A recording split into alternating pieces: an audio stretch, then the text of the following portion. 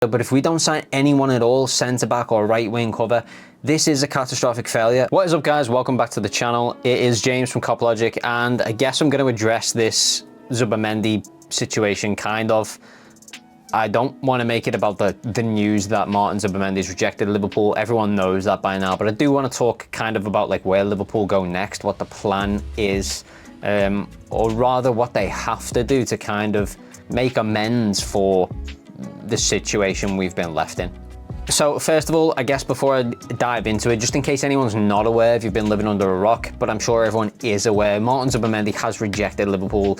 He did so yesterday evening, and here is Fabrizio Romano's tweet on the situation. Martin Zubimendi rejects Liverpool after he did the same with Bayern and Arsenal opportunities in recent years. Unconditional love for Real Sociedad as he's staying open to signing a new deal. Contract proposal from Sociedad was way lower than Liverpool's contract bid. Essentially, there was nothing more Liverpool could have done to get him at the club.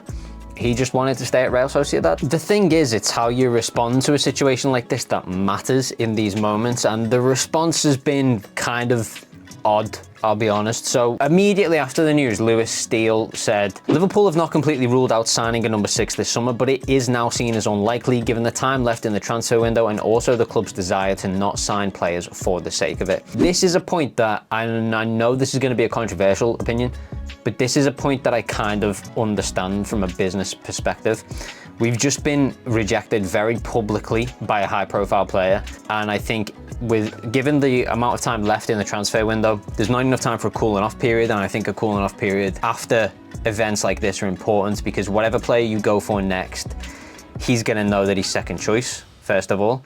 And I also think that whichever club you approach to sign a player at this point knows we're desperate for a DM, and given the time in the window means that they can demand fees that they wouldn't have otherwise. And you know, we're basically just primed to be taken advantage of in this moment. And I think obviously the big issue here is how long we waited to move in the transfer window in the first place, but ultimately that's what happened. Hindsight is 2020, but this is the situation we're in, and I think now it makes it very difficult for us to go in for a DM this window. That doesn't mean though that I think we should do no business. There are other areas which I'll talk about in a second, but there are other things we need to address in this transfer window. I think the DM unfortunately now should be revisited in either January or next summer.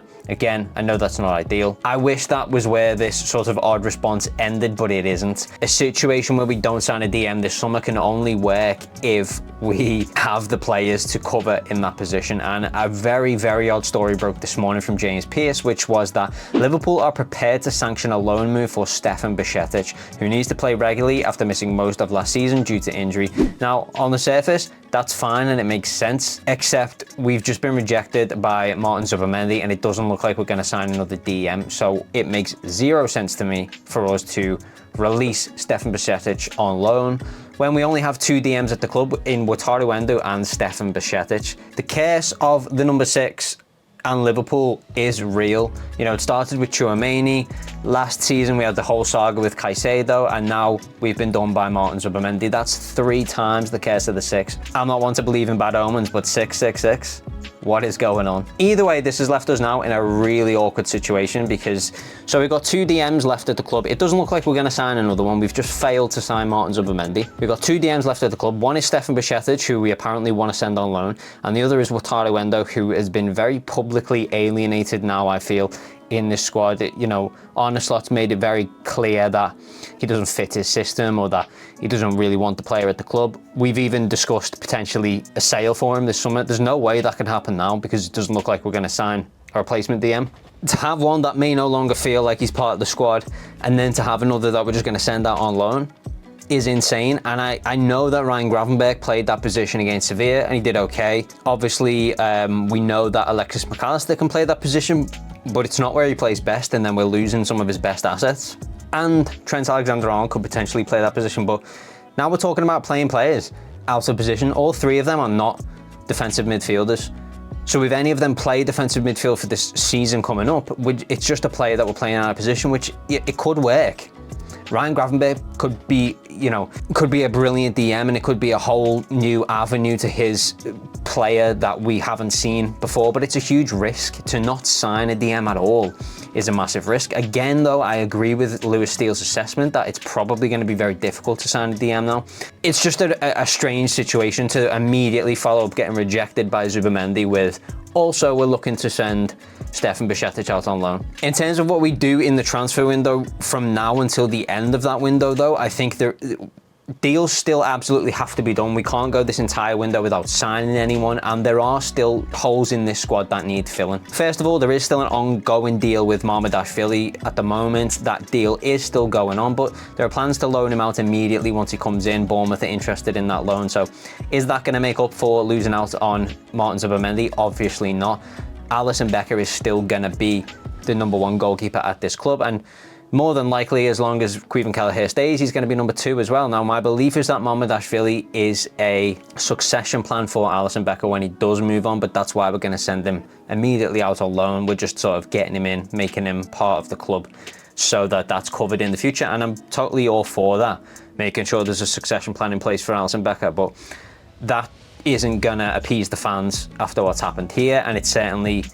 I mean, it's basically not a signing, right? Because it's not something for the immediate season coming up. So it's not going to make amends for what's happened. But as I said, there are areas of this club that we know need filling. One being the centre-back position after losing Joel Matip, and also we know Ibrahim Konate is injury prone. Virgil van Dijk we still don't even know if he's going to renew his contract. And then you've got Joel Kwanzaa, who, whilst looks very promising, is very young and he's still mistake prone. We've seen that against Sevilla as well. And we also know that we need right wing cover. We've needed that for a long time now.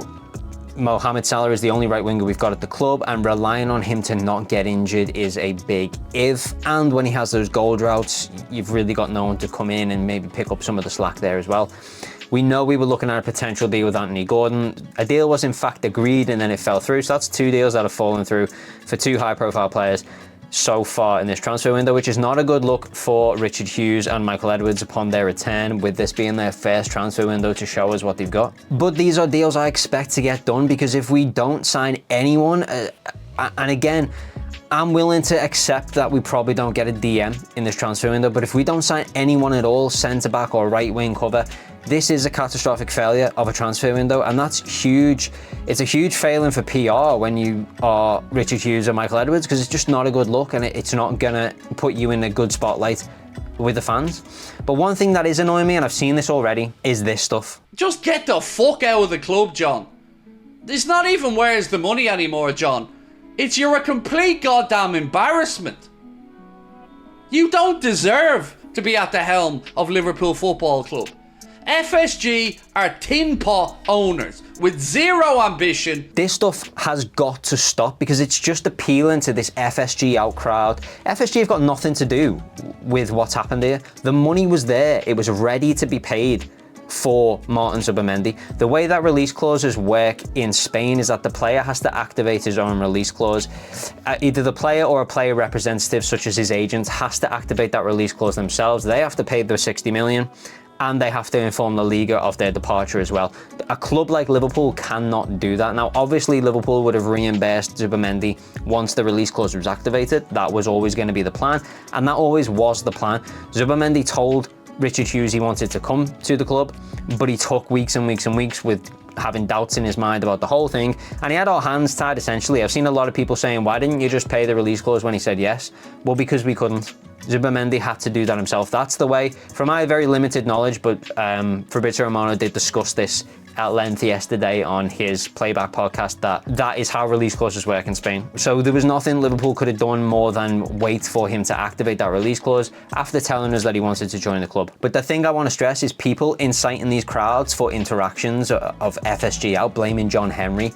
Where's the money, John? All that rubbish. That's not what's gone on here. FSG got nothing to do with this. The money was there. They employed Richard Hughes and Michael Edwards to oversee this transfer window, and they are the ones that have failed. We cannot go an entire summer with no incomings.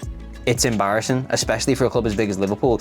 But I don't blame the Zubimendi collapse solely on Richard Hughes. A huge part of it is the fact that Zubimendi essentially strung us along for the last 2 weeks, told us he wanted to come, and then backed out at the last minute. And the deal, as Fabrizio Romano discussed at the top of the video, was way better from Liverpool than it was from Real Sociedad. So you cannot blame FSG. Everything was in place. It was a catastrophic failure. It was a curse of the six, whatever you want to call it, but it certainly wasn't John Henry's fault. And videos like the one from Anfield Agenda, I'm going to call it out because it's bull, and it's just inciting a crowd of FSG outers that he knows are there because he wants that interaction from them. The big mistake from Richard Hughes and from Arne Slot and from Michael Edwards was that we should never have waited so long in the market to approach a DM such as Zubimendi, or anyone for that matter. The fact that Arne Slot felt he had to come in and assess the squad was ludicrous to begin with, because we all knew as fans what this squad needed. Richard Hughes should have known it, Michael Edwards should have known it, and Arne Slot should be coming in to a project also knowing it. You typically see when a manager joins a new club,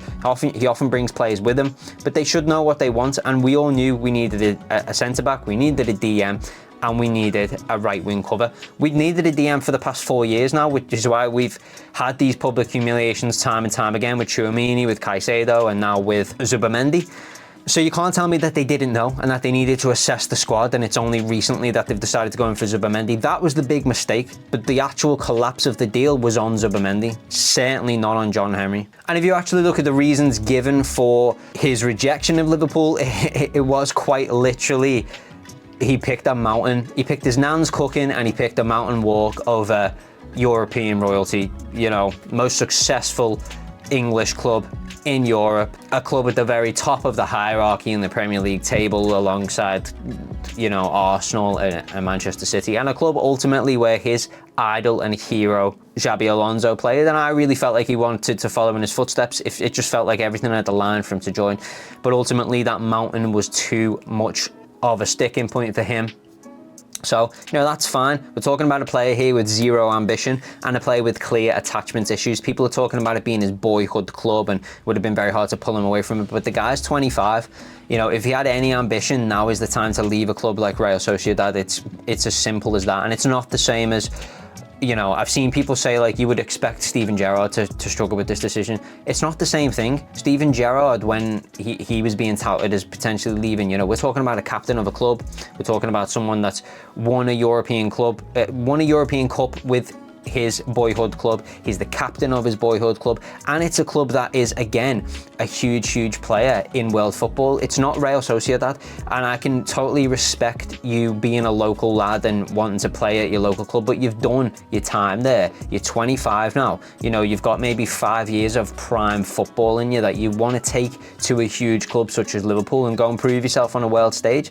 But clearly that ambition from that player is not there. There are attachment issues there, very clearly. He prefers his home cooking and he prefers his mountains, whatever. You know, it seems crazy to me, but I think it's a bullet dodged. I really do, because this is a player that's got zero ambition. That's very clear to see. It's not just us. He's turned down Arsenal, he's turned down Bayern Munich, and he was also linked to Manchester United as well. Doesn't look like that's not going to materialise. Let's face it, the guy's open to an extension now at Real Sociedad. So I do think it's a bullet dodge. It's just very bad timing for Liverpool, because the chances of us going back into the market and looking at a DM now are really slim. But I don't want to overly delve into this, because Jake feels very passionately about this whole situation, and I know he's going to do a big video on discussing where he thinks this deal fell apart and who's to blame and things like that. And so if that's something that you're interested in or you have a strong opinion on, then make sure you subscribe to the channel, get yourselves ready for that video, and you can jump in and have some discussion with him there in the comments, or get your comments down in this video as well. Let me know how you feel about this deal collapsing and what you expect to be done in the rest of this transfer window that we have left. I personally will be keeping a close eye on the market movement now, and it's time to see how Hughes recovers from what has happened. Richard Hughes and the rest of the team, because again, I don't think it's solely on him, but there has to be a recovery. We can't fumble the bag this much. I really don't think we can afford to have 0 incomings in a summer transfer window. You know, I don't think that's ever happened in the Premier League era. I believe we're at a point now where this is the longest Liverpool have ever gone in a summer transfer window without making a signing. And it can't be allowed to stay like that. We cannot go this summer transfer without any signings, but I will give my thoughts and I will judge this window once it closes, because it is still open. There is still work to be done. Whilst I don't expect a DM, I do expect some movement on some deals. So as I said, I'll be keeping a close eye on the market. Jake has a video that will be coming probably this week where he's going to discuss all the shortcomings and how this deal actually fell apart. So if any or either of those things are of interest to you, make sure you get your subscriptions in if you're not subscribed already. Let me know down in the comments below how you feel about this entire situation, whether it's Zubimendi's collapse or whether it's what is actually going on in the transfer window, how you feel about Richard Hughes and the team, whatever. And as always, guys, if you did enjoy the video, give us a like down below. It massively helps us out. Subscribe to the channel, and thank you very much for watching. As always, we will see you guys in the next video. Peace. They put Wataru Endo on the list to send him out on, no, not Endo, Bajcetic, to send him out on loan. How can you fail to sign a DM and then put one of the only 2 we've got at the club on loan? Yeah.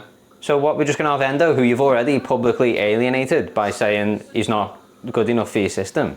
Well, we're not going to end up with anyone. Same crew, same results, no ambition.